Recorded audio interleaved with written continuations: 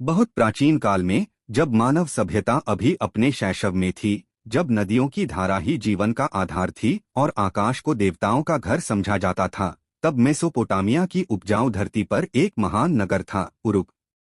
यूफ्रेटीज नदी के तट पर बसा यह नगर केवल ईंट और पत्थरों का समूह नहीं था, यह मानव साहस, श्रम और स्वप्न का प्रतीक था।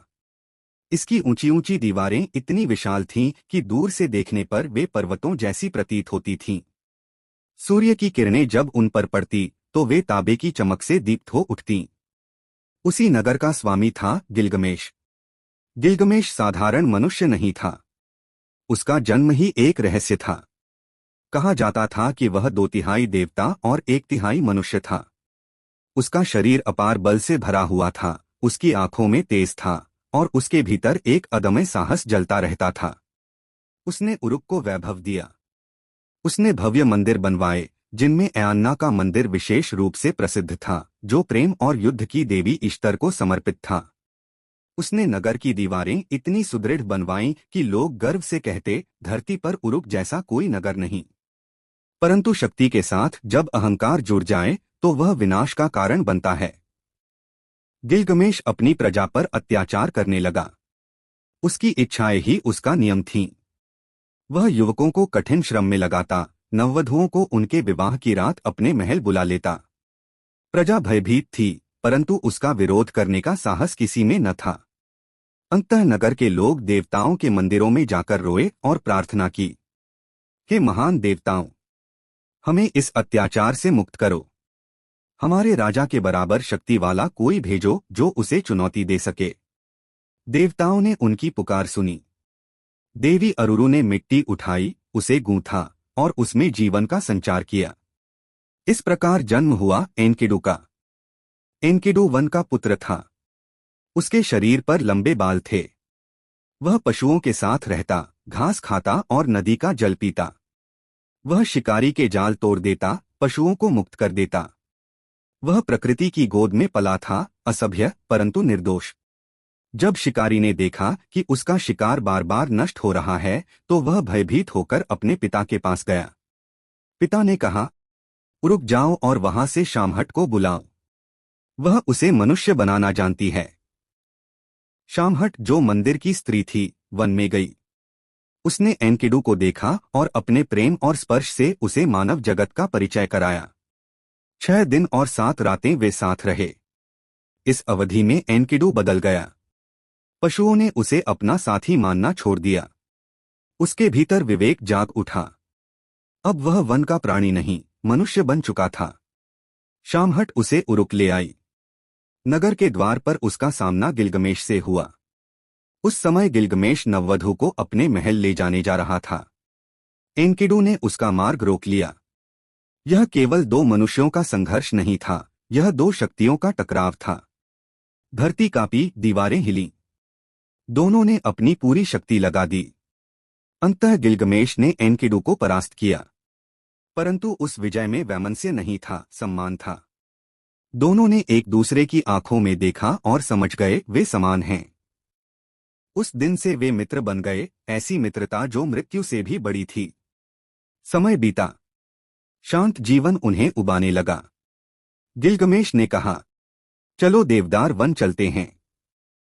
वहां हुम्बाबा रहता है, भयानक राक्षस। उसे परास्त कर हम अपना नाम अमर करेंगे। एनकिडु भयभीत था। उसने हुम्बाबा की शक्ति देखी थी, पर मित्रता और साहस ने भय को पीछे छोड़ दिया। वे यात्रा पर निकले। मार्ग लंबा और कठिन था। रास्ते में गिलगमेश को भयानक स्वप्न आते। वह सपनों में पर्वतों को गिरते, आकाश को टूटते देखता। हर बार एनकिडु उसे सांत्वना देता, ये शुभ संकेत हैं। अंततः वे देवदार वन पहुंचे। वहां अजीब सन्नाटा था। वृक्ष इतने ऊंचे थे कि सूर्य की किरणें भी भीतर तक न पहुंच पाती। और उसी अंधकार में खड़ा था हुम्बाबा। उसका चेहरा भयानक था, उसकी आवाज गर्जना जैसी। उसने उन्हें चेतावनी दी, पर युद्ध आरंभ हो चुका था। संघर्ष लंबा चला। शमाश देवता ने आंधियां भेजी, जिससे हुम्बाबा कमजोर हुआ। अंततः गिलगमेश ने उसे धराशायी किया। हुम्बाबा ने दया की याचना की, पर एनकिडू ने चेताया। गिलगमेश ने उसका वध कर दिया। उन्होंने पवित्र वृक्ष काटे और विजयी होकर लौट आए। उरुक में उत्सव हुआ। तभी देवी इश्तर ने गिलगमेश से विवाह का प्रस्ताव रखा, पर गिलगमेश ने उसके पूर्व प्रेमियों के दुखद भाग्य का स्मरण कर उसे ठुकरा दिया। अपमानित ईश्तर ने स्वर्ग का बैल भेजा। बैल ने नगर में भयंकर विनाश किया। धरती फटी, लोग मरे, पर गिलगमेश और एनकिडू ने मिलकर उसे भी मार गिराया। देवता क्रोधित हुए। उन्होंने निर्णय लिया, दोनों में से एक को दंड मिलेगा। एनकिडू बीमार पड़ गया। उसकी शक्ति क्षीण होने लगी। वह शैया पर पड़ा रहा और मृत्यु की प्रतीक्षा करता रहा। गिलगमेश असहाय था। वह 7 दिन तक उसके शव के पास बैठा रहा। एनकिडू की मृत्यु के साथ गिलगमेश का अहंकार भी मर गया। उसने पहली बार मृत्यु का भय महसूस किया। क्या मैं भी मर जाऊंगा? उसने स्वयं से पूछा। इस भय ने उसे बेचैन कर दिया। उसने अमरता की खोज का निश्चय किया।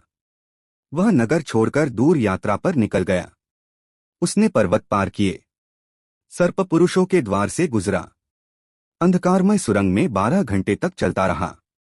अंततः वह समुद्र तक पहुंचा। वहां सिदुरी नामक स्त्री मिली। उसने उसे समझाया, मानव का जीवन सीमित है, आनंद लो, अपने घर लौट जाओ। पर गिलगमेश नहीं माना। उर्शनाबी नाविक की सहायता से वह मृत्युजल पार कर उत्नपिष्टिम तक पहुंचा, जो प्रलय से बचा एकमात्र मानव था जिसे देवताओं ने अमरता दी थी। उत्नपिष्टिम ने बताया कि कैसे देवताओं ने मानवता को समाप्त करने का निर्णय लिया, पर एया ने उसे जहाज बनाने की चेतावनी दी। प्रलय आया, सब नष्ट हो गया। केवल वह और उसका परिवार बचे। गिलगमेश ने अमरता मांगी। उत्नपिष्टिम ने परीक्षा ली, 6 दिन और 7 रात जागते रहने की। गिलगमेश असफल हुआ। अंततः उसे एक ऐसे पौधे का रहस्य बताया गया जो यौवन लौटा सकता था। गिलगमेश ने समुद्र के तल से वह पौधा प्राप्त किया, परंतु लौटते समय वो मार्ग में विश्राम करते समय सो गया और अचानक से एक सर्प उसे निगल गया और अपनी केंचुली बदलता हुआ चला गया। गिलगमेश समझ गया, अमरता प्रकृति को मिली है, मनुष्य को नहीं। वह उरुक लौटा। उसने दीवारों को देखा, मंदिरों को देखा। उसे एहसास हुआ, उसकी सच्ची अमरता उसके कर्मों में है। उसने मृत्यु को स्वीकार किया। और इस प्रकार गिलगमेश की कथा युगों तक जीवित रही, मिट्टी की पट्टिकाओं पर अंकित, मानव स्मृति में अंकित।